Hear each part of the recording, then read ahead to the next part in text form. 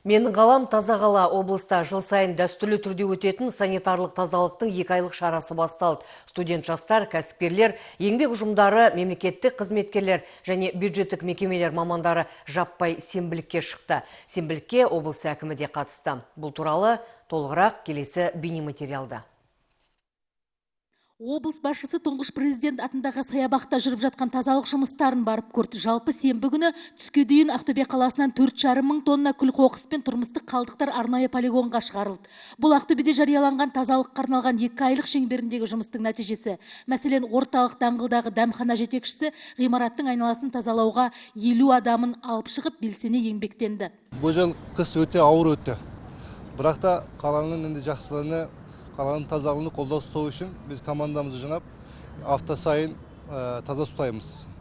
Тазалық деген қаланың настроениясы, халықтың настроениясы. Тазалау шараларына оқу орындары, барлық мекемелер мен ұйымдар, облыс әкімі жанындағы қоғамдық кеңес мүшелері, ардагерлер кеңесінің басшылары, жеке кәсіпкерлік құрылымдары мен қатардағы қала тұрғындары түгелдей қатысты. Мәселен, Әлия Молдағұлова даңғылына жауапты денсаулық сақтау ұйымдары орталық көшені айнада етті. Ағай Дұжановтар көшесінің қиылысына дейін Әлия Молдағұлованың осы аумақ бізге бөлініп берді. Денсаулық сақтау басқармасына бүгін 10 медициналық қызметкерлері шығып, осы жерде қаланың тазалығын жақсарту бойынша жұмыстарын жүргізіп жатыр. Облыс әкімі сенбілікке араласа қоймаған бірқатар кәсіпкерлік нысандарына кіріп, олардың басшыларына ортақ іске жұмыла кірісу туралы ескертті.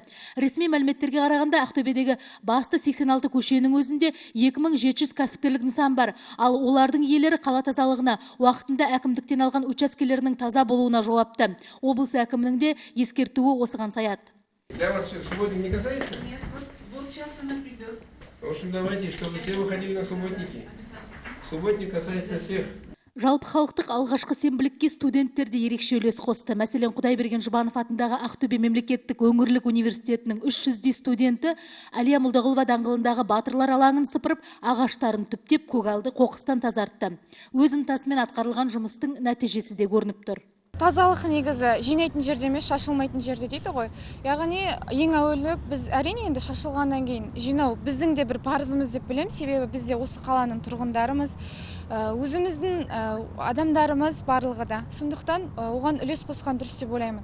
Ең бастысы қала тазалығы болу үшін ең алдымен біздер шашпауды үйренуіміз керек деп ойлаймын. Жергілікті полиция қызметінің мәліметінше, өздеріне бекітілген аумақты тазаламаған жеке тұлғаларға 20 айлық есептік көрсеткіш, ал заңды тұлғаларға 40 айлық есептік көрсеткіш көлемінде айыппұл салынады. Айгүл Байменова, Мирлан Аманжолов, Қазақстан, Ақтөбе.